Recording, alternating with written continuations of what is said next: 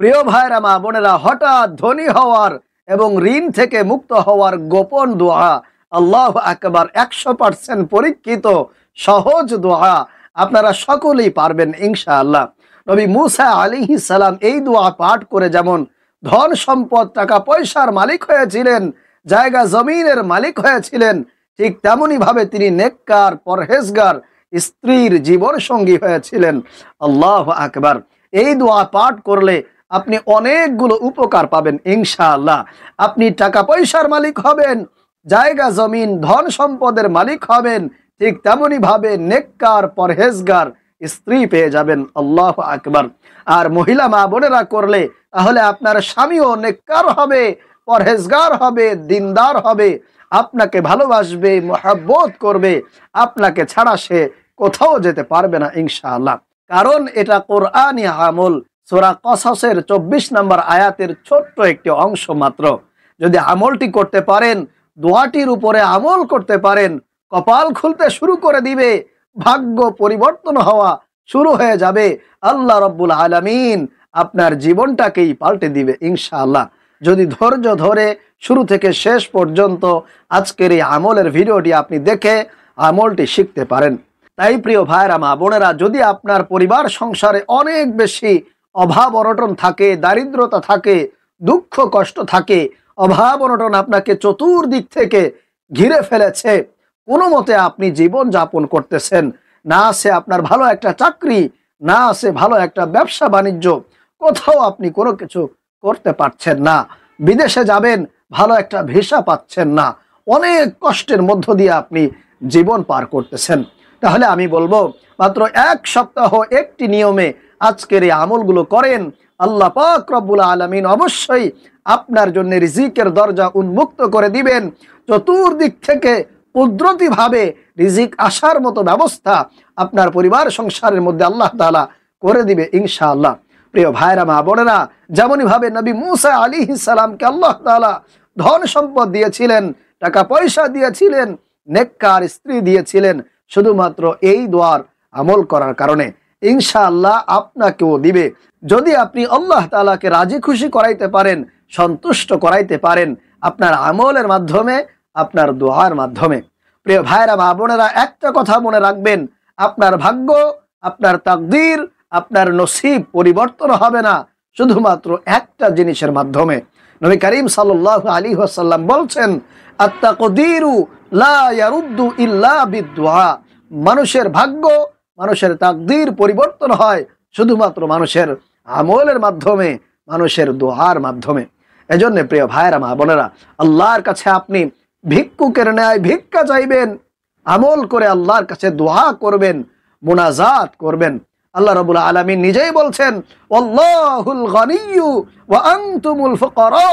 আমি আল্লাহ হলো ধনী আর তোমরা হচ্ছ ফকির।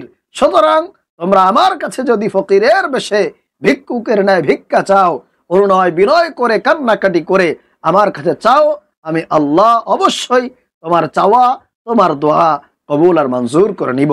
কারণ আল্লাহর কাছে কোনো কিছুর অভাব নাই, শুধু অভাব হচ্ছে আমরা আল্লাহর কাছে চাওয়ার মতো চাইতে পারি না, বলার মতো বলতে পারি না। যদি আপনি চাওয়ার মতো চাইতে পারেন, বলার মতো আল্লাহর কাছে বলতে পারেন, অবশ্যই আল্লাহ তাআলা আপনাকে দেয়া দিবে। কেন দিবে না?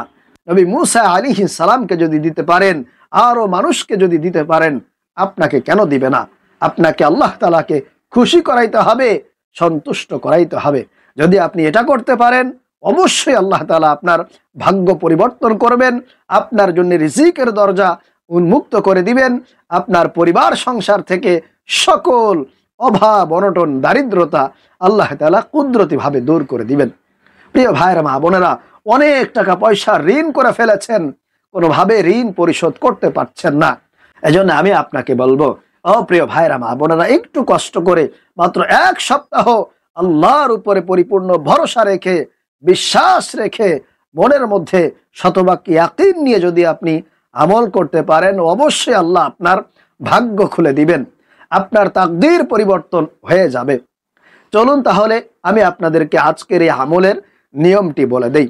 প্রিয় ভাইরা মা বোনেরা, এই আমলটি আপনাদেরকে করতে হবে ফজরের পরে এবং মাগরিবের পরে।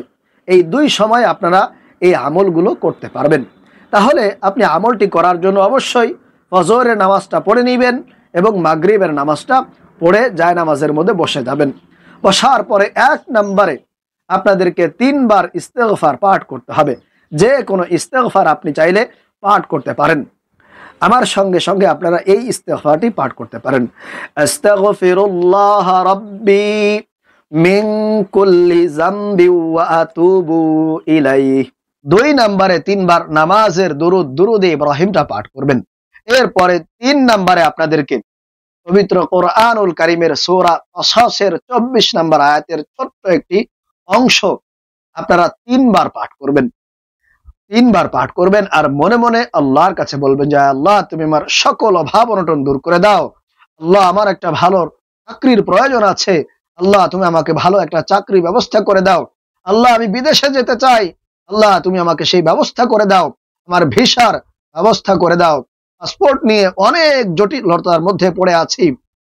আল্লাহ, তুমি সেই জটিলতাকে দূর করে তুমি আমার হাতে পাসপোর্ট এনে দাও।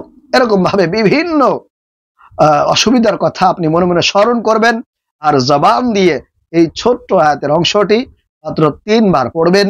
যেই দোয়াটি হযরতে মূসা আলাইহিস সালাম পাঠ করেছিলেন, যেই দোয়ার আমল করার কারণে আল্লাহ পাক রব্বুল আলামিন নবী মূসা আলাইহিস সালামের উপরে সন্তুষ্ট হয়েছিলেন, খুশি হয়েছিলেন। সঙ্গে সঙ্গে তার সকল যাবতীয় প্রয়োজনকে কিন্তু আল্লাহ রাব্বুল আলামিন পূরণ করে দিয়েছেন। আল্লাহু আকবার। প্রিয় ভাইরা মা বোনেরা, আপনি ভাবতে পারেন নবী মূসা তো আল্লাহ তাআলার অনেক প্রিয় বান্দা ছিল, আল্লাহর একজন নবী ছিলেন, এজন্য হয়তো আল্লাহ তাআলা তার দোয়া আর আমল কবুল করেছেন। আমি তো নগণ্য বান্দা, আমার দোয়া আল্লাহ তাআলা কবুল নাও করতে পারে। প্রিয় ভাইরা মা বোনেরা, এরকমটা কখনোই আপনি মনে করবেন না। আল্লাহর উপরে পরিপূর্ণ বিশ্বাস রাখতে হবে, ভরসা রাখতে হবে, কারণ আপনি হচ্ছেন শেষ নবী, আখির নবী, নবী মুহাম্মদুর রাসূলুল্লাহ সাল্লাল্লাহু আলাইহি ওয়াসাল্লামের সর্বশ্রেষ্ঠ উম্মত। যে নবীকে সৃষ্টি না করলে হয়তো আল্লাহ রাব্বুল আলামিন এই পুরা কুল কায়নাত সৃষ্টি নাও করতে পারতেন। যে নবী হচ্ছে, যে রাসূল হচ্ছে সর্বশ্রেষ্ঠ নবী, সর্বশ্রেষ্ঠ রাসূল, সেই সর্বশ্রেষ্ঠ রাসূলের আপনি একজন উম্মত। অতএব কোনোভাবেই আপনি মনের দিক থেকে বিন্দু মাত্র দুর্বলতা অনুভব করবেন না। আল্লাহর উপরে পরিপূর্ণ বিশ্বাস রাখবেন, ভরসা রাখবেন। আল্লাহর কাছে কোনো কিছুর অভাব নাই এবং আল্লাহ তাআলার রহমত অনেক অনেক গুণ বেশি। অতএব সেই রহমতের দিকে তাকাইয়া আপনি আল্লাহর উপরে ভরসা রেখে এই আমলগুলো করবেন।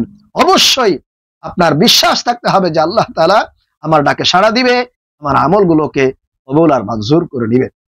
তাহলে প্রিয় ভাইরা মা বোনেরা, নবী মূসা আলাইহিস সালামের এই দোয়াটি 3 বার পাঠ করবেন।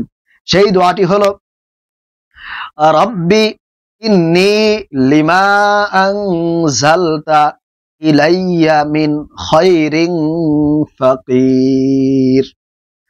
রব্বি ইন্নী লিমা আনজালতা ইলাইয়া মিন খায়রিন ফাকির। আমি আপনাদেরকে দেখেন স্ক্রিনের মধ্যে দিয়ে দিয়েছি, আপনারা সঠিকভাবে উচ্চারণটা শিখে নেবেন। এই দোয়াটি 3 বার পাঠ করবেন, ফজরের পরে 3 বার এবং মাগরিবের পরে 3 বার। এরপরে প্রিয় ভাইরা মা বোনেরা, 4 নম্বরে আল্লাহ পাক রব্বুল আলামিনের একটি গুণবাচক সিফাতি শ্রেষ্ঠ ফজিলতপূর্ণ নামটি 100 বার পাঠ করবেন। ইনশাআল্লাহ আপনার সকল অভাব অনটন আল্লাহ তাআলা দূর করে দিবেন। সেই নামটি হলো ইয়া গনিয়্যু, ইয়া গনিয়্যু, ইয়া গনিয়্যু, ইয়া গনিয়্যু। ইয়া গানিয়্যু পড়বেন না, অনেকে হয়তো দেখা যায় গানিয়্যু পড়ে, গানি না, গনি। ইয়া গনিয়্যু, ইয়া গনিয়্যু অর্থ হলো হে মহান সম্পদশালী, হে মহান সম্পদশালী আল্লাহ, তুমি আমাকে সম্পদ দাও, আমার অভাব অনটন দূর করে দাও। এরকমটা মনে মনে আপনি চিন্তা করবেন আর জবান দিয়ে পড়বেন ইয়া গনিয়্যু, ইয়া গনিয়্যু, ইয়া গনিয়্যু। এটা বেশি সময় লাগবে না, সর্বোচ্চ গেলে 5 মিনিট সময় হয়তো বা আপনার লাগতে পারে, কারণ ছোট্ট ছোট্ট নাম, আপনার পড়তে বেশি সময় লাগবে না।